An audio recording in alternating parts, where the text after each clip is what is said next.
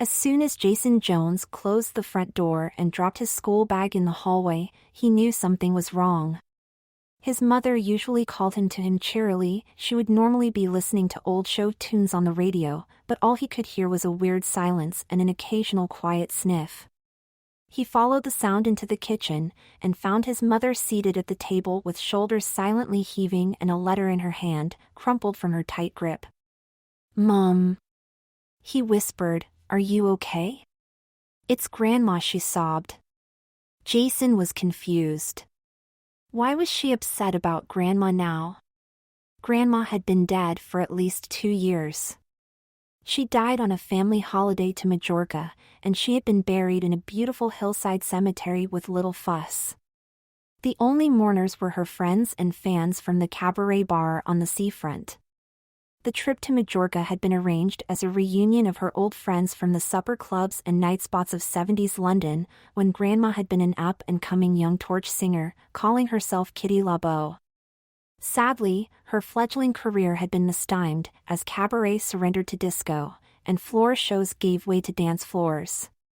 The market for old-time cabaret died quickly, and she had spent a fitful few years doing a nostalgic act on the northern working men's club circuit, where sequins and glamour began to look more and more dated and out of place. Finally she had retired, and moved in with Jason and his mom, filling her room with memorabilia, hundreds of signed photos from has-been celebrities and all the old stage paraphernalia of her act, including all those glittery costumes. The wardrobe and drawers in her room were bulging, and Jason's mother had not had the heart to start a clear-out since she died. "Mom, what about Grandma?" Jason noticed that the letter in her hand sported the logo of the local Social Security Department in the letterhead. "Oh, Jason, what am I going to do?" "They want to review her case." "What case?" Marion started sobbing again, but between sobs, sniffs and gasps of air she managed to splutter out the story. Jason knew that since his father left home, things had been tough money-wise, and his mother had made claims for Social Security. What he didn't know was that when Grandma died, his mother had not bothered to notify the authorities in England, and had been claiming benefits ever since. Social Security fraud was a big issue, and his mother was now in big trouble. They're sending an inspector next Tuesday, to meet with Grandma and review her health and her medical conditions. "Oh, goodness, what have I done?" "But why didn't you tell them she died?" "Oh, Jason, I was so upset, and because she died in Spain we didn't have all the right papers, and your father used to deal with all that stuff, and we were so short of money." Jason prickled at the mention of his father. His mother never spoke about him, and he never really knew why his father had left. He sensed that there was some sort of romantic crisis between them. He had heard talk of that other woman, but he really knew none of the details. There was no doubt that money had been very tight after he left, with 3 of them living on what Social Security offered and what Jason could spare from his part-time job at the local pub. As well as bartending, he organized karaoke nights and was known to sing a few old songs in honor of his grandma. With tips, he did okay, and had just about managed to save enough to head off to college next term to study drama and stagecraft. But right now, there was this letter to be dealt with. Can we get the death certificate sorted out? Perhaps we can just come clean and give them all the right paperwork? Well, I don't know. His mother looked sheepish.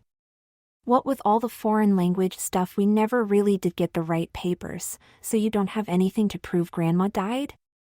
We could go back to Majorca and talk to the authorities, Marion offered. Not before next Tuesday, we can't, Jason groaned. Perhaps we could stall them, just somehow get through this inspection until we can get the paperwork sorted out? His mother was not being helpful, and seemed not to grasp how serious the situation was. "How do you think we could do that?" he snapped. "Set up a hologram of Grandma? Dress up a shop mannequin in her old stage clothes? Better still, get a Grandma impersonator to play her until we can hop on a plane to Spain and get El Certificate de Mort?" Marion paused reflectively for a moment, before she sniffed and let out a small, baleful wail. Oh, Jason, I'm so sorry. I've made such a mess. This is bad, isn't it? That depends. How much money have you claimed since she died? Well, there was her pension, which we never stopped, plus a weekly carer's allowance for me, and we claimed for some of her medical expenses, like dentures and special glasses. Oh, and her incontinence supplies, it's probably over £20,000. Oh my God! Wait, what do you mean we claimed? I had no idea this was going on. I'm sorry, I put your name as a contact on some of the forms. I thought that might have more effect if they came from the man of the house. Jason's was numb. He had no idea what could be done, and now it seemed he was as wrapped up in the wrongdoing as much as his mother. It was very serious. Social Security fraud almost always led to jail time, and his mother would never be able to deal with that. Nor, for that matter, would he, nor did he want to. Something he had said kept circulating round his brain as he tried to come up with ideas. Listen, Mom, I've had a thought. You know I said we could get someone to impersonate her? Well, given we still have all her show costumes, I reckon we could get one of her old friends to stand in. I could give her a makeover with theatrical makeup, and we could give her a bit of a briefing on Grandma's life. All she has to do is answer a few questions and look a bit old and senile if she doesn't know the answers. If we can get through Tuesday, we should have a bit of time to sort things out. Jason was thinking that maybe this would work. All you have to do is get one of her old girlfriends to come and play the part. Marion seemed to bristle slightly. Girlfriend? She wasn't like that, you know. No, Mom, I know. I just meant a friend who was a girl. Wow, don't be so touchy. I just need you to sort out a body and I'll do the rest. Jason felt a growing feeling of confidence in the plan. He had spent some time going through Grandma's things and preparing an essay for his college application, and he knew the wardrobe was extensive enough to create a convincing fake Kitty. He'd studied Kitty's memorabilia as much out of personal interest as academic necessity, and had even had thoughts of writing a short memoir of her time in the clubs, her song repertoire, and all the famous people she had claimed to have met, or perhaps done even more with. There was no doubt a little senility had been creeping in latter years, and sometimes she would go off on flights of fancy which the family knew could not be true. But they had indulged her fanciful stories, and not questioned her too hard about them. Jason knew that some of the prescription drugs she had were for the effects of mild dementia, another medical claim which would have to be accounted for. So, the plan was put in motion. Marion asked an old friend, Peggy, to stand in for Kitty, and she seemed quite happy to do so, even though her own health was a little questionable. Peggy was a good choice, because she was a friend that had known Grandma in her glory years, and could tell a few stories about her life. She seems really up for the charade, excited to share some of the more raunchy tales she knew. She just had to remember to tell them, saying I did this, instead of Kitty did this. Jason had spent the whole weekend making sure that he had everything set for the makeover, and they had planned for Peggy to come round early on Tuesday morning to prepare for her role, both the costume fitting and the information briefing. They calculated that if Peggy could not answer any of the questions, it could be explained away by Grandma's failing memory. As for costume, Jason had picked out a straightforward red sequin knee-length dress, with appropriate hose and some matching strappy sandals. Jason figured it would be easiest to carry off the deception if Peggy presented an image that looked like the Kitty in the photos strewn around the room. That would mean a performance outfit, stage makeup, and one of Kitty's highly styled wigs. Her creeping dementia could explain the obsession with dressing up for the stage. As Jason prepared his material that Tuesday morning, he felt that, all in all, they had things covered, and was just about to share his feelings with Marion when she walked into Grandma's suite, and he saw the crestfallen expression on her face. Oh, Jason, oh, we have a problem. What? Peggy has been taken ill. She was rushed to hospital last night. Oh my God, that's absolutely terrible. Yes, I know, she was in such good spirits on Friday, but her daughter told me that she had been suffering from dizzy spells. Then yesterday afternoon, while she was out getting some fish from that new shop in the market, she had a turn and oh, Mum, it's terrible for us. What are we going to do? Jason almost screamed at his mother, who didn't seem to grasp the seriousness of their situation. Oh, of course, yes, the inspector. What are we going to do? Even if we could find another friend to step in, no one else knew Kitty and her life as well as Peggy. We're pretty much screwed now. Jason watched the expression on his mother's face. He could see she was trying to stay composed, but he could tell that she was tearing up at the thought of having to face the music. She was a hair's breadth from breaking down right now, and a court appearance and jail time would destroy her. The thought that Jason had been suppressing for the last few days circled his mind, formed up in his thoughts and made its way to his lips. Okay, I'll have to do it. What? I'll have to impersonate Grandma. You need to be here to meet the inspector. There's more than enough stuff for me to transform, and we don't need to brief anyone else on her life. It's the only option we have. Oh, Jason, are you sure? No. What's your alternative plan, then, Mother? Jason snapped sarcastically, only to see Marion's lip quiver and moisture form in her eyes. Oh, I'm sorry, Mum. I'm just really worried about this. We're just about to add more fraud and deception to the false money claims. Jason, I wish there was another way to do this, but I can't see what else we can do, yeah. So, I better go and get started. Jason took himself off to Grandma's room and sat down at her dressing table. The surface was strewn with old makeup and perfume bottles, which meant that the room always had a heavy, flowery, almost sickly scent in the air. The mirror had dozens of small photos jammed into the frame, and Jason looked closely at the faces, recognizing a few heartthrobs from the 60s and 70s. Perhaps Kitty had been a bit of a catch when she was younger. She certainly looked pretty glamorous in her photos from that time. He made a few mental notes from the photos, and then started to get undressed. It was fast approaching 2 p.m., and the inspector would be arriving in just over 30 minutes. As Jason readied himself for his transformation, he thought about what he was doing.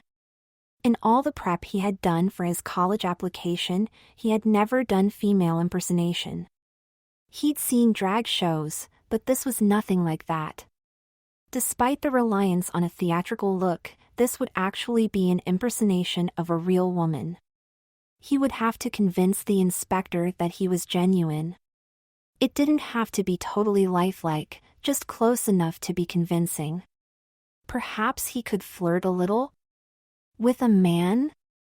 Jason shuddered at the thought and turned his mind back to the task in hand. He had decided to shave his legs, since he knew he would have to wear a dress and hose. Porch singers never wore trousers, not glamorous enough, but the outfit he had previously picked out for Peggy was a little snug on him, and he could not get the red dress to look right, even after strapping himself into the old-fashioned foundation garments.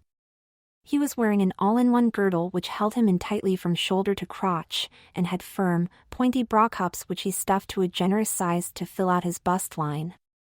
He had attached some shiny tan-colored stockings to the garters on the girdle, having a terrible job to get the seams straight. He had decided to add a short panty girdle which he padded out to provide a convincing butt and hips, and now he felt trussed up like a turkey. Because the red dress was a bad fit, he had instead chosen a more simple black satin sleeveless shift dress, but with a stunning, thigh-length gold lame jacket over the top. Once he was in the clothes, he felt very constricted and had some difficulty getting comfortable to sit and do his makeup. As he started to select pots and paints for his face, he soon realized he knew only one style of makeup. He had been preparing for his drama degree by working with local amateur theatrical groups, and was getting pretty good at makeup for the stage. Since that would be in keeping with the character he was creating, he wasn't too worried, but he wondered what the inspector might make of a mature woman dressed to the nines as if she was about to hit the stage.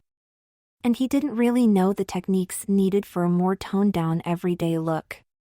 He started by slathering his face with pan stick, covering his eyebrows, and using different colors to contour his cheeks. He powdered heavily with setting powder, creating a dry, matte finish to his skin. Satisfyingly, he thought it aged his face appropriately. He emphasized his eyes with dramatic lines of kohl above and below, and then added extravagant false lashes.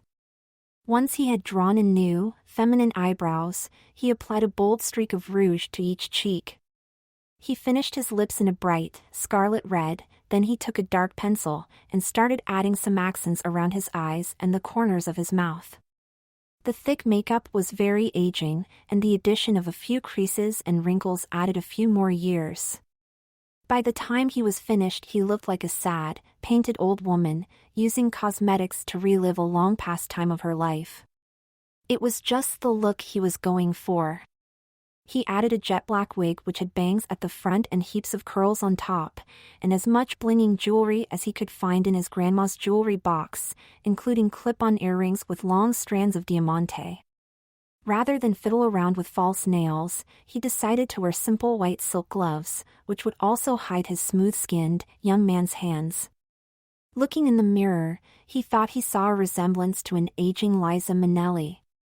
He slipped on some low-heeled patent court shoes, settled himself into the well-worn leather couch, and called to his mum, using his best impersonation of Grandma's voice. "Marion, Marion dear, would you please come here for a moment?" Marion slowly popped her head round the door, apprehensive of what she would see. Her hand flew to her lips. "Oh, my. Well, do I look ready for my close-up, dear?" Jason continued to use the slightly high-pitched, gravelly tone he had chosen for his impression. "You look oh, Jason, I'm so sorry about this. For God's sake, Mum, don't call me Jason. You need to always call me Mother, okay?" Oh yes, dear." Now that he had completed the transformation, Jason realized that the riskiest part of their plan was not the disguise, but the nervous way his mother was acting. She was obviously not at ease with what was to come. "Mum. Please, concentrate, you just have to relax, and go with the flow. Remember I am your mother, that this is just a routine visit, and just try and be agreeable, and cooperate as best you can. Above all, try to be friendly and relaxed with this guy." They had a few minutes before the inspector was due to arrive, so while Jason settled into his surroundings, gathering picture frames around his couch and making the room smell even more perfumey, Marion cleared away his male clothes and started to prepare some tea. At 2:30 exactly, the doorbell rang. Jason remained in his grandma's room while Marion opened the door. He heard the words of greeting from down the hall, but couldn't quite work out who was speaking. The voices got louder as they approached the room, until he heard Marion announce, "And this is my mother. Mother, please meet Elaine Booker, she's the inspector from the DHSS I was telling you about." Jason was happy that his mother was heeding his advice, and she seemed very relaxed. But he had assumed the inspector would be a man, and he was shaken when he realized he would have to convince another woman of his disguise. Elaine Booker was a striking woman. Tall, athletic-looking with short, tidy hair. She wore a tailored suit, not unlike a man's business suit, but cut with elegant lines to show her trim waist and long legs. She was pleasant, but also rather businesslike. Jason realized he would have to be very focused to maintain the charade. "Pleased to meet you, dear," Jason almost screeched out. "Please sit down." Keeping up this high-pitched rasping was going to make his throat sore by the end of the afternoon. "Likewise, Mrs. Jones," she replied, as she firmly used her backside to force a space for herself in the pile of cushions on the other end of the couch. "I know you were expecting Mr. Carruthers, but he was sent on a 3-month secondment, so I have been brought in from head office at short notice to cover for him. In fact, I only arrived yesterday and today is my first day doing these inspections." Marion was smiling warmly at Ms. Booker. She seemed quite taken with the elegant and assertive woman. Would you like some tea? I've made cake, too, she offered. That would be marvelous, said Elaine, and smiled back. Then she turned to Jason. Now, dear, I've read your notes, and I can see you've led a very interesting life, and I'd love to hear some of your stories. But first, I need to get some details down. So I need your full name, date of birth, age, last birthday, and a few other personal details. As far as Jason was concerned, this was the easy stuff. My full name is Noreen Emily Tibbs, but my stage name was Kitty LaBeau, and all my friends call me Kitty. Jason smiled at Ms. Booker and patted her hand warmly with her own gloved hand. So you can call me Kitty, too. Thank you, Miss Tibbs, Kitty. Elaine smiled back at Jason. For the next few minutes, Elaine Booker ran through a list of routine questions, which Jason answered with ease, interspersing his answers with a few rambling anecdotes of nightclub life in the 70s, which he recalled from bedside chats with his grandma.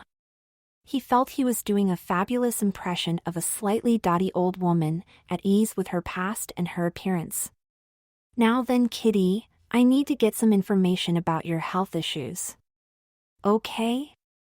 Of course, honey, I think I'm doing all right for an old girl who's been round the block a few times, said Jason, winking broadly at Elaine. Oh, really? So you would say your health is generally good? Jason caught himself. His mother had made a number of claims for medical expenses, and he didn't want to contradict anything. Well, considering everything, I guess my memory is a bit dodgy, but that might just be old age. I have to verify some claims here for sleeping pills, diuretics, support hose, optician's cost, and incontinence pads. Now, have you been having problems sleeping? Jason was scrambling a little now. Oh, yes, the pills were very helpful. And the diuretics? They're normally for high blood pressure, but they do make you pee a lot, perhaps the reason for the incontinence pads. Yes, of course, dear. Okay. I still need to get a doctor to see you, to make sure you're following your drug regimen. I've also got a claim here for dental work relating to dentures, which I will need to get a dentist to check out. Otherwise, I think I have everything I need. Just a few questions for you, Marion. Jason smiled at Elaine, but he was squirming inside. Thank goodness this was almost over. Now, Marion, I need a few questions about your income status. Tell me, do you have any other income apart from the Social Security? Well, my son Jason gives me a little, but he's off to college. He's gone to college, so I can't really count on that. He'll need all his money to get by. So you will have a spare room now he's away? That's interesting. You see, the authorities encourage claimants to raise as much income as they can for themselves, and renting out a room is a good source of income. Oh, and I've just had a marvelous thought. I still haven't got anywhere to live for the next few months. Perhaps you would consider letting Jason's room to me for a short while? I'm sure my expenses would allow me to be quite generous. Oh, that's a great idea. Mother, wouldn't that be fabulous? Yes, I can clear up Jason's things, and I'll give the room a quick clean, and move his clothes out of the wardrobe. Oh, it'll be perfect. Jason tried to look aghast at his mother and signal his dismay without blowing his cover. Now she was being too cooperative, and his mother's enthusiasm could not be countered. A generous deal was soon struck for his room, and Miss Booker prepared to leave. Elaine looked intently at Marion as she spoke, and did not break eye contact when Marion looked back at her. In fact, she smiled very coyly. All I need now is for both of you to sign these forms to confirm that this is a truthful and valid declaration of your status, and I can start arranging the other visits. Under the deep covering of powder and rouge, Jason was turning pale. He felt the wave of nausea run through him as he realized the deep peril of his situation. Meanwhile, his mother was enthusiastically signing away his immediate freedom on those dreaded forms. Elaine Booker handed Jason the pen and slid the forms in front of him. Jason could barely hold the plastic pen with his shiny satin gloves, but he managed to produce a convincing scrawl that looked like Norini Tibbs. Elaine suggested he remove the gloves to sign, but Jason knew that would give the game away. As Marion showed Ms. Booker to the door, Jason could hear them in deep conversation. Though he could not make out the words, it did not sound very businesslike, more of a chit-chat, which went on for some time. When the door closed, Marion returned to Grandma's room with a big smile on her face. Well, she was a very nice person. Very, very nice. Jason exploded. What the hell have you done? Why did you offer her my room? Don't you remember we could go to jail for this? My dear, don't worry, it's perfect. You're going off to college, so we can rent out your room and help get the money for the trip to Spain. Oh, right, yeah, of course. And while I'm at college, who the fuck is going to be Grandma? He wasn't sure if it was the expletive directed at his mother, or whether it was the realization sinking in, but his mother seemed to deflate like a punctured balloon. Oh my goodness, what have I done? I thought it was such a good idea. Oh Lord. In the immediate aftermath of the visit, Jason and his mother had flailed around desperately for another plan. But the problem was that now they didn't just need a grandma stand-in for an inspection visit. With Elaine Booker staying at the house, they would need to continue the charade full-time, at least while she was in the house. Marion and Jason had both signed the forms asserting that all the claims were true, so they were completely immersed in the deception. They had been discussing the situation hopelessly for a couple of hours, with Jason still in his disguise, when there was a knock at the door. Marion went to open it, and Jason's heart dropped when he heard voices and realized that Elaine Booker was back. Marion set her bags down in the hall and invited her back into Grandma's suite where they had been sitting earlier. I managed to leave work early this afternoon, so I could get moved in. I hope you don't mind, I hate staying in hotels. I'd much rather be in the company of people who I can get to know, she said, looking directly at Marion with that strong, direct gaze. Yes, of course, dear. There was nothing else to be done for now. Jason would have to retreat into character and stay convincing until he could come up with a plan, but right now he needed a pee. The foundation wear was beginning to get very uncomfortable, and he had become stiff sitting in the same position on his grandma's leather couch. He tried to get up, but it was a bit of struggle, and as he tried to push off the arm of the chair, Elaine jumped up, grabbed his arm and almost lifted him to his feet. Let me help you up, kitty. Are you on your way to the bathroom? Don't forget one of these. She reached up to the shelf by the door and pulled an incontinence pad from a pack and placed it in Jason's hand. Then she guided him slowly along the passageway, supporting his elbow. Jason was able to effect a slow, shuffling gait which was very convincing. As they reached the bathroom door, Jason turned to say thank you, but Elaine reached up and touched his cheek with a finger. Kitty, dear, you do wear a lot of makeup. That can't be good for your skin. I know, but I have a show this evening, and I have to look my best. Jason hoped that one of Grandma's flights of fancy might provide an explanation for the non sequitur. Of course you do, Kitty, said Elaine, with a mixture of understanding and compassion. And a hint of steeliness. Jason took refuge in the bathroom. He was lost in his thoughts, feeling utterly trapped. But he did need to pee. And his feeling of confinement was multiplied when he realized he would have to somehow unravel himself from the tight foundation wear in order to complete his mission. Eventually he was able to finish the task, truss himself up again, and for some reason he felt he should add the incontinence pad to ensure his disguise was complete. He opened the bathroom door and reminded himself, I must remember to shuffle back to my room, Grandma's room. As he re-entered the room, Marian and Elaine were deep in conversation. Marian turned to him with a happy smile and said, "Mother, Elaine is going to stay in and have dinner with us." "Isn't that lovely?" That night, as Jason lay in his bed, Grandma's bed, he was still trying to make sense of the whirlwind that had wrecked his life today. He was tucked up in Grandma's silk sheets, with their slightly flowery smell, wearing one of her flouncy, sumptuously frilled nightdresses. Actually, all her nightdresses were like this. He had to choose one which was long enough to cover all the foundation wear, which he had to keep on.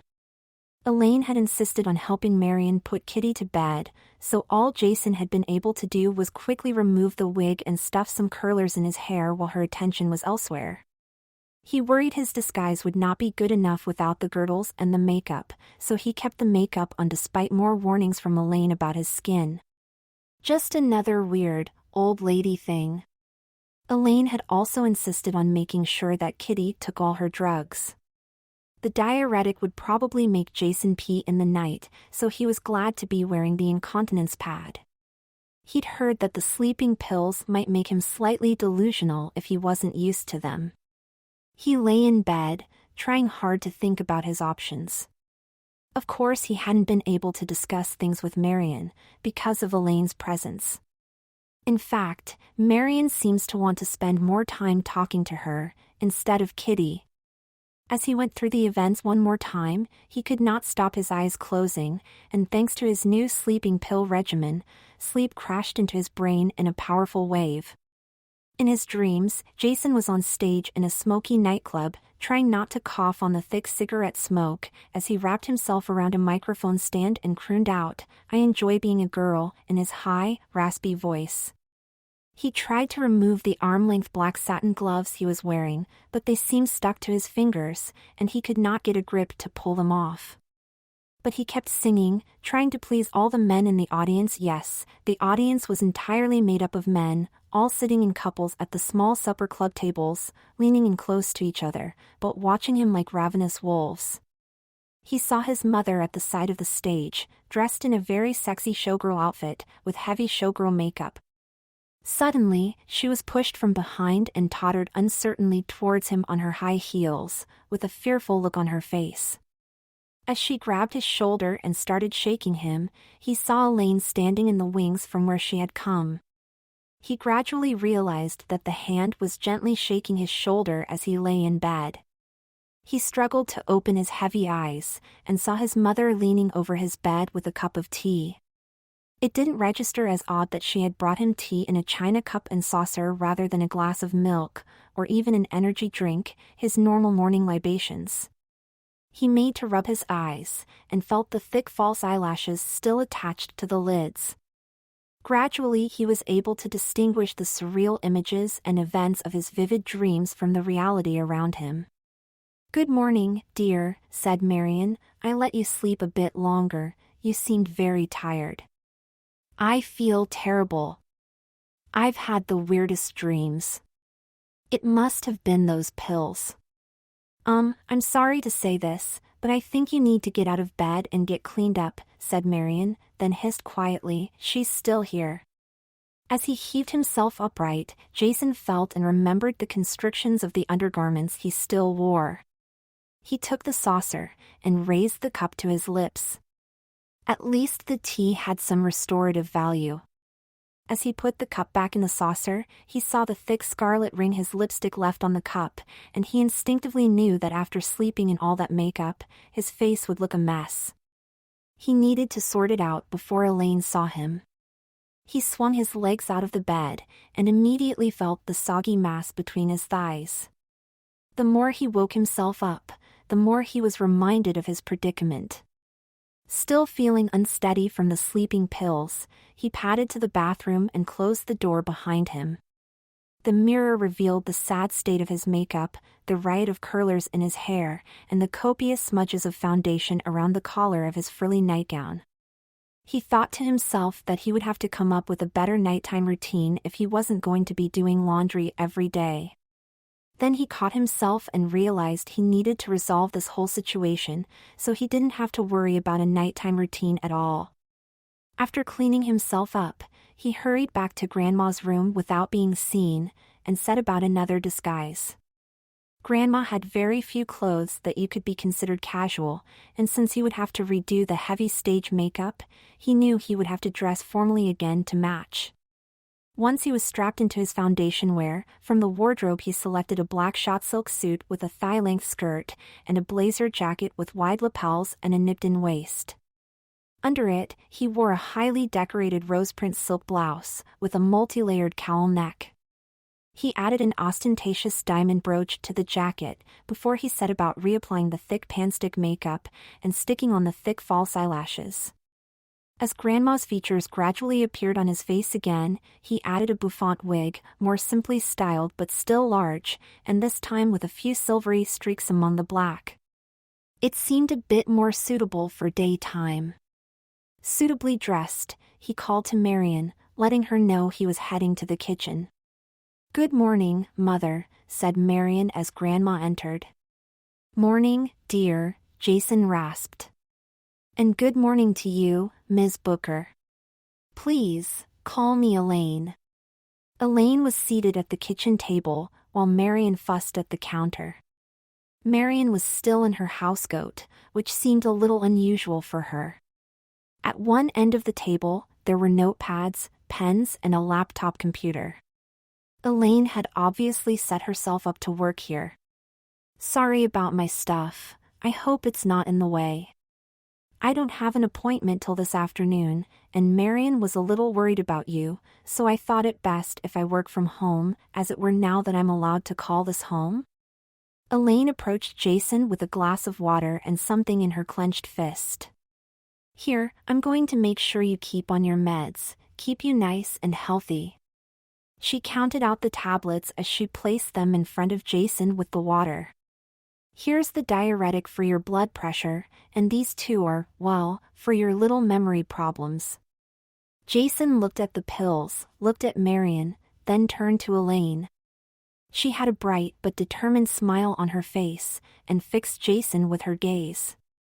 Unable to come up with any objection, he reached for the glass and the pills, and popped them in his mouth. Elaine turned to smile at Marian, then spoke. "So Kitty, I know the doctor only prescribed you one of the olanzapine, but given some of the things you were saying last night, I thought you should take an extra one. They should help you stop, well, daydreaming, but you need to be careful. You might feel a bit dizzy, or shaky, maybe a little confused at times.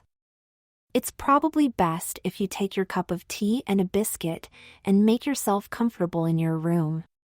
"Yes," Jason thought, "I need some time to think.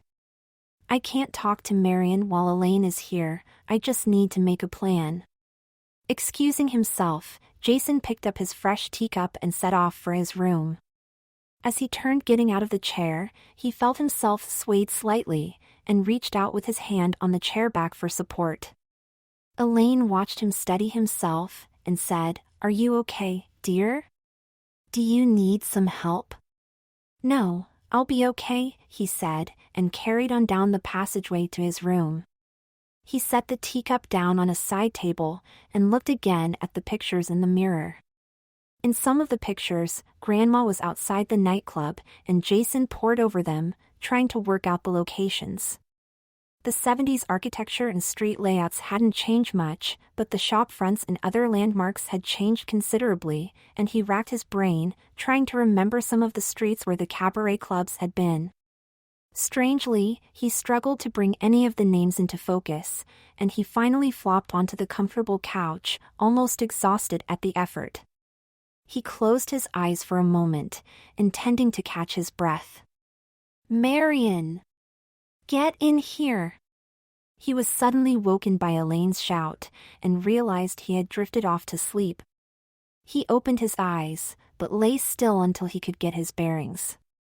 He did not want to make some stupid mistake and let Elaine see through his disguise. But the feeling of wetness in the crotch of his girdle was unmistakable. "I'm sorry, but she seems as bad as you claimed. She wasn't wearing her pad, and my job does not extend to cleaning that mess." Elaine turned on her heel and left the room. Jason moved his legs slightly, feeling the wetness. Those damn tablets! And he had forgotten to put on the incontinence pad this morning. Groggily, he stood up as Marian knelt at his feet and pulled down his hosiery. "Oh, Mother, what are you doing?" she sobbed. "It's those damn tablets. I can't seem to think straight, and I feel like I need to pee all the time. Let's get you cleaned up, and into something dry." Minutes later, Jason was reclined on the couch, wearing a long, rose-pink housecoat over a sleeveless white satin dress. It was what a 20s flapper might wear to lounge around the house. He had changed the wig to a sleek, full black bob, which reinforced the image.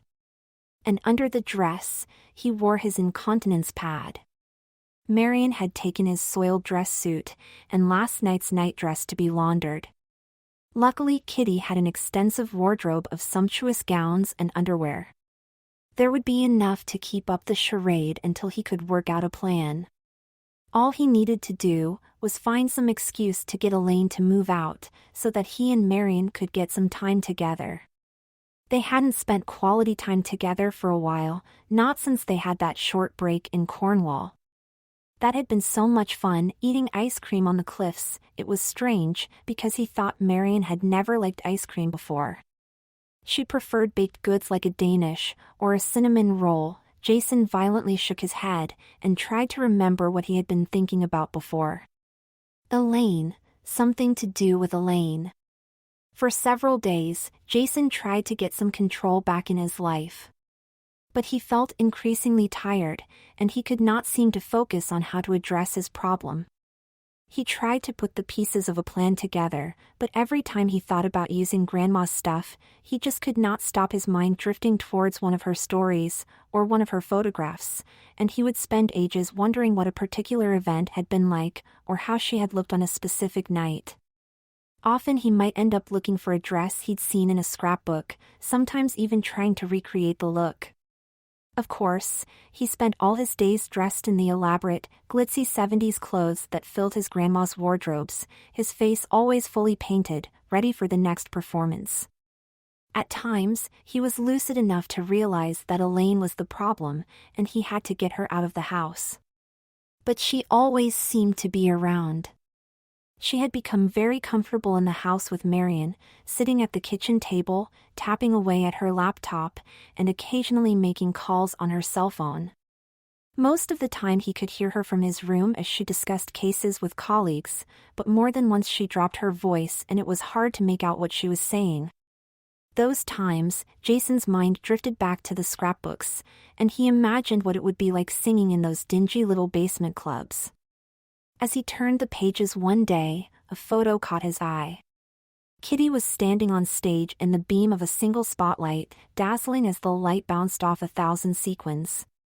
The beautiful dress was full length, and consisted of a sleeveless black shift covered with gold sequin threads which hung to the floor. And that very dress was in Kitty's wardrobe. A fanciful idea crept into his mind, and overwhelmed him. He stood up and walked over to retrieve the dress from the cupboard.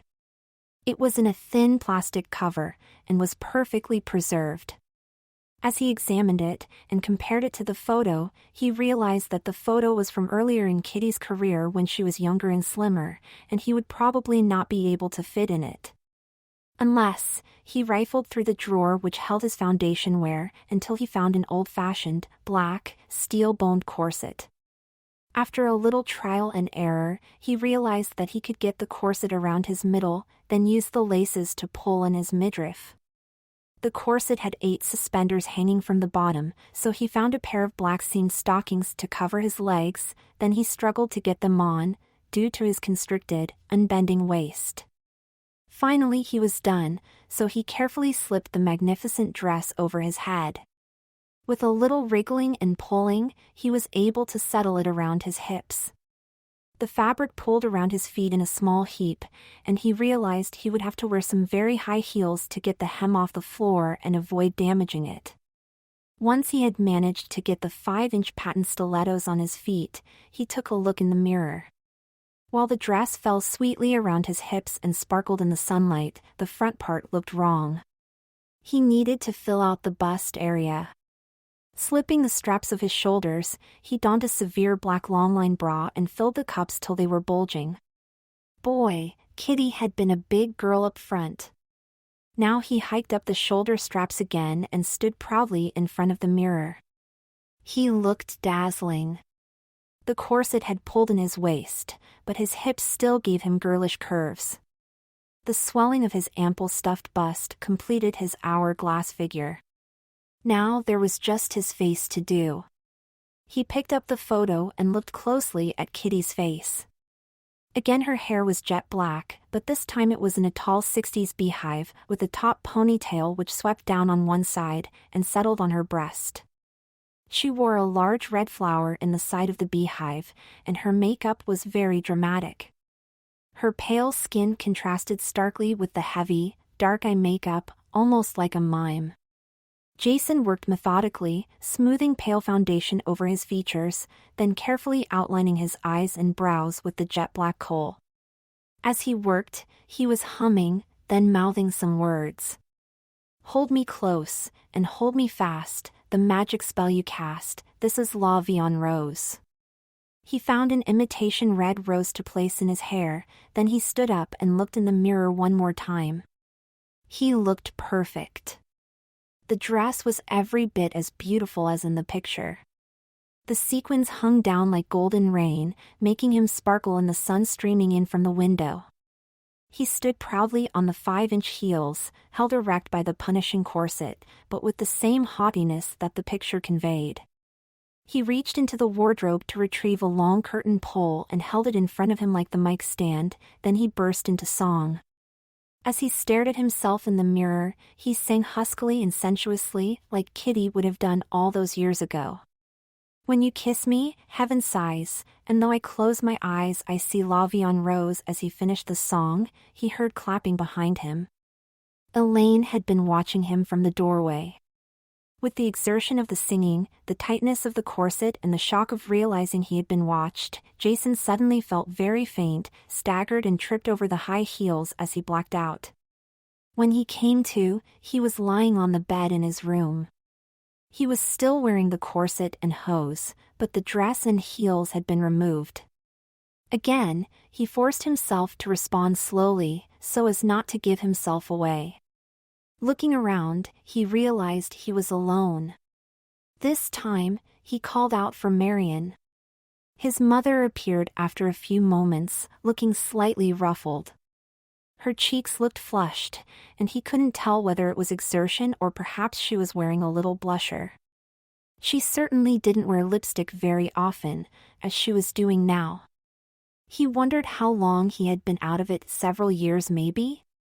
"Elaine, she's awake," Marion called, and Elaine entered the room purposefully.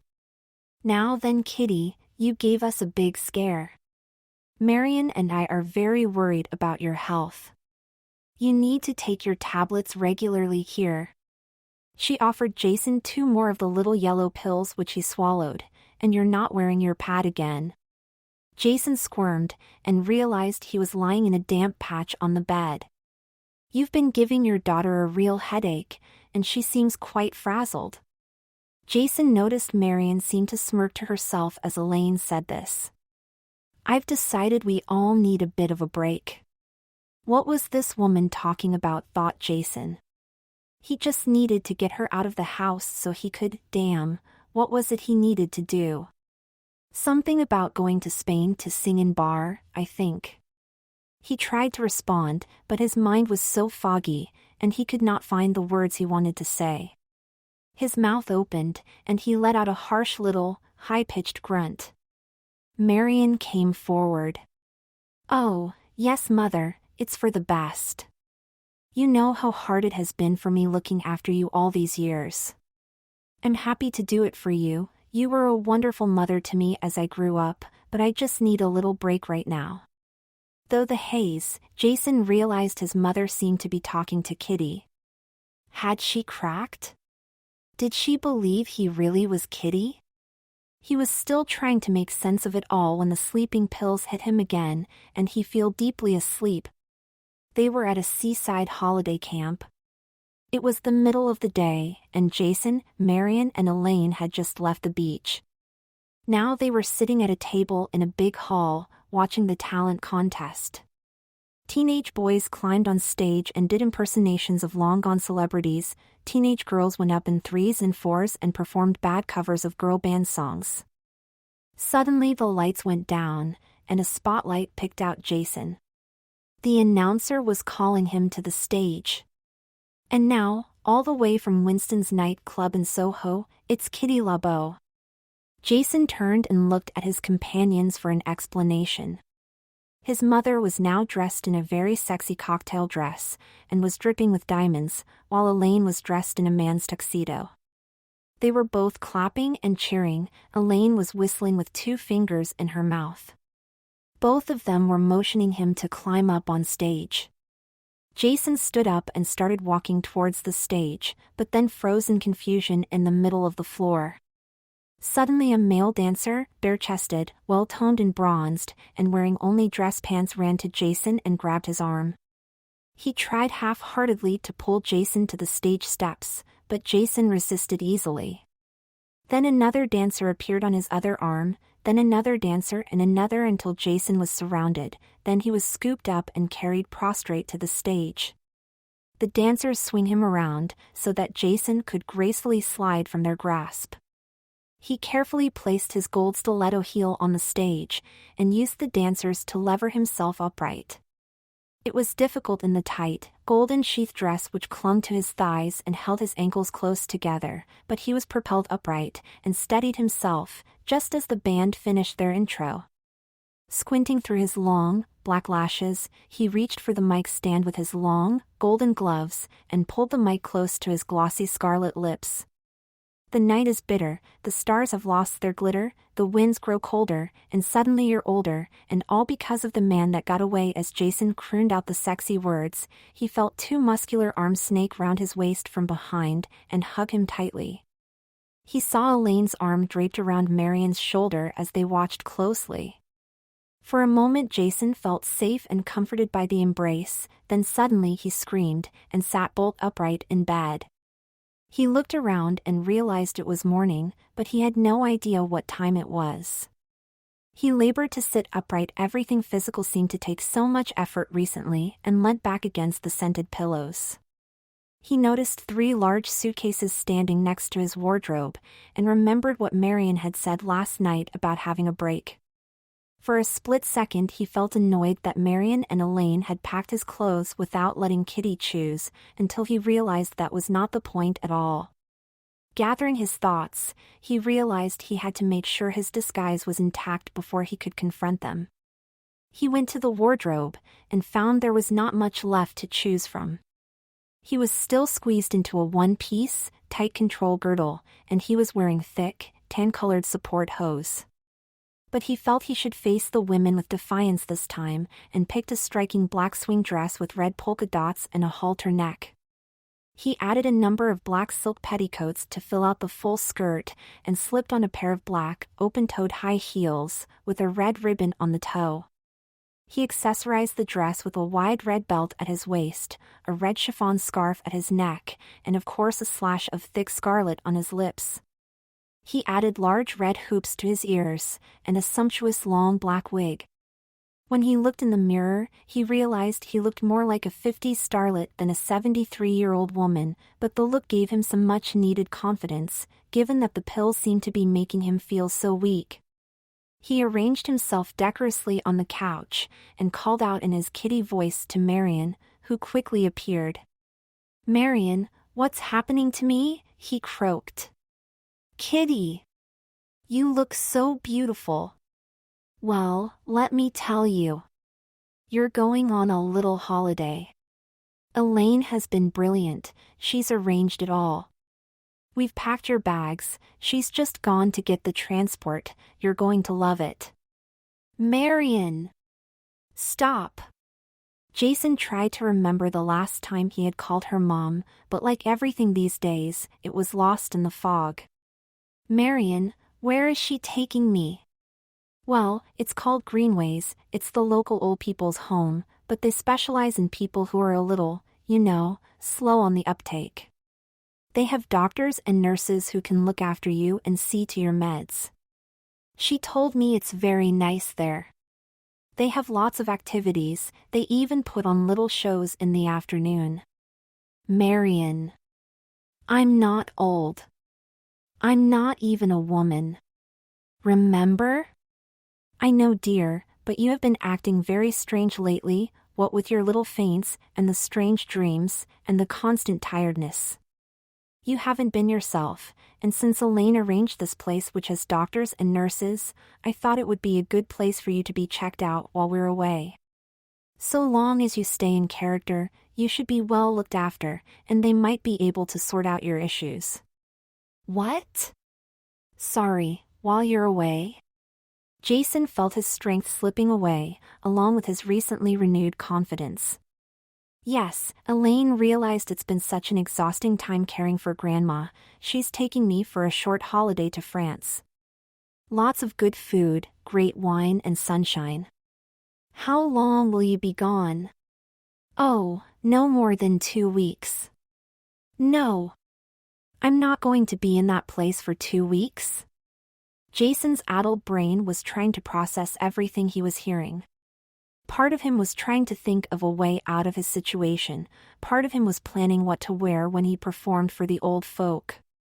His brain began to ache from the effort when Elaine returned and came in through the door with 2 tall men in uniform.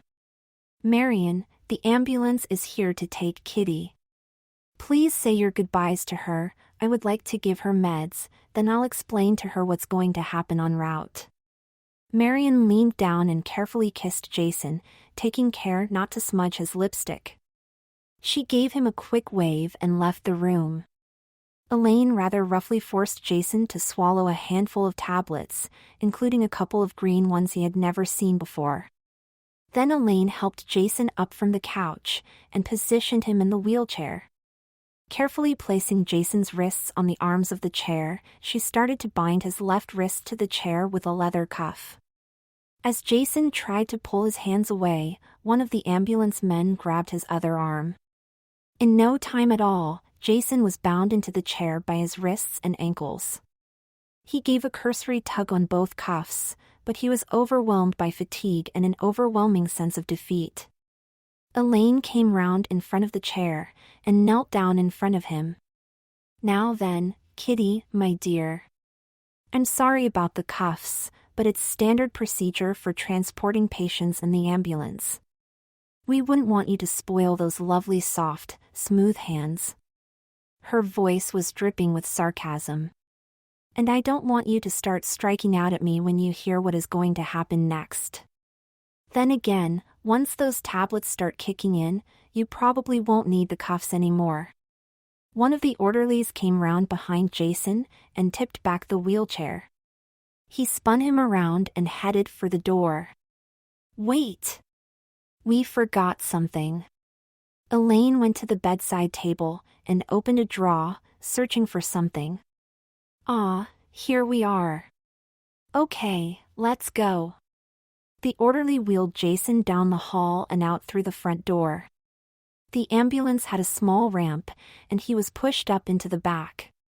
He noticed his suitcases had already been loaded, along with a few cardboard boxes with some of Grandma's keepsakes. One box seemed to be full of the makeup items from her dresser. The wheelchair was locked in place, and the door closed. As the ambulance pulled away, Jason looked out of the windows for some form of escape. Now, we really do need to look after your well-being. I mean, I haven't even seen you wearing those special glasses that cost the state so much. Maybe that's why you've been having headaches? Here, let me slip them on. Elaine still had the spectacles she'd taken from Kitty's bedside table in her hand. They were brown tortoiseshell, with diamante inserts on the corners. They were large and butterfly-shaped, like a 50s secretary might have worn. They matched her current outfit perfectly. But as Elaine slipped them on him, Jason realized that his grandma had very bad vision, and he could see almost nothing but a blur through the thick lenses. He concentrated hard, screwing up his eyes, but nothing would come into focus. Are you having trouble, dear? Don't worry, you'll get used to them fairly quickly. In fact, in no time at all you won't be able to see without them. As the ambulance bumped along, Jason no longer had any idea which direction he was heading. He felt rather than watched Elaine move alongside him and lean close to his ear. Kitty, dear, I am so worried about your health. You seem to keep having these little episodes, and for a woman of your age we can't be too careful. Jason noticed how she emphasized a woman of your age, but he knew there was little he could do, so he forced himself not to show any reaction. You've been having these fainting fits, your delusional episodes seem to have increased, you've been increasingly incontinent, and I'm sure you've been having the strangest dreams. Well, you sure should have been while you've been taking that double dose of olanzapine. Oh, sorry, my mistake, 2 tablets twice a day, that's 4 times the recommended dose. No wonder it's so difficult to keep reality and fantasy straight in that sweet little head of yours while I've been filling you full of drugs. Do you even know who you are anymore? Are you a fading old has-been torch singer with a fetish for lipstick and powder, or are you just a smart aleck, state-defrauding student with the same fetish? Jason wanted to react, but whatever pills Elaine had given him before they left were now in full effect. He knew she had slipped something extra in there, and he was now feeling as weak as a kitten. Well, I've decided to sort that out for you. I am very well connected where you are going, and the resident doctor there, Dr. Mortimer, is a colleague of mine. This is not the first time we've had to deal with a difficult patient. But don't worry, it's very, very secure. Dr. Mortimer is going to make sure that you keep taking all your meds. He's going to make sure no one gets too close to you to examine your female credentials, and as a licensed psychotherapist, he's going to help you with some therapy for your identity crisis. You're going to have a lovely room there, with all your costumes, makeup and memorabilia around you. You're going to perform regularly for the residents, and tell them stories of your days on the boards. You might even meet a respectable old man, who will take to you and shower you with adoration and affection. You see, you're a special lady. You might look like you're in your 70s, but we both know you are not yet 20 years old, so you can look forward to a long-term relationship. Or 2, or maybe even 3. And while you are there, Marion and I are going to set up our home together.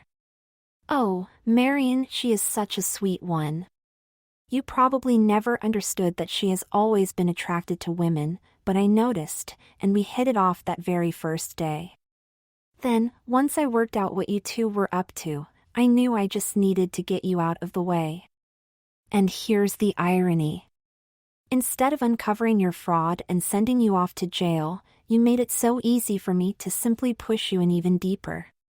Do you realize how much money Marion and I will be able to claim from the state to have you staying at Greenways? With that money, your continuing medical expenses and your pension, it will be more than enough for us to have a good life together, and to keep Dr. Mortimer happy. Of course, you'll need to be there for a long time. Marion thinks you are just going to be there for a couple of weeks, but once she hears that your condition has deteriorated, your delusions have got stronger, and you need constant medical attention, she will just accept it. And if you have any thoughts of spilling the beans, remember that now you're on the inside, it's your dear, sweet, simple mother who would carry the kin for all this fraud, and she will head to jail. By the time Elaine had finished speaking, Jason's muscles were drained of energy, and he could no longer hold up his head, which lolled against his bare shoulder. The ambulance slowed down for a tight corner, and then Jason heard, but of course, could not see the set of large metal gates that swing shut loudly behind them.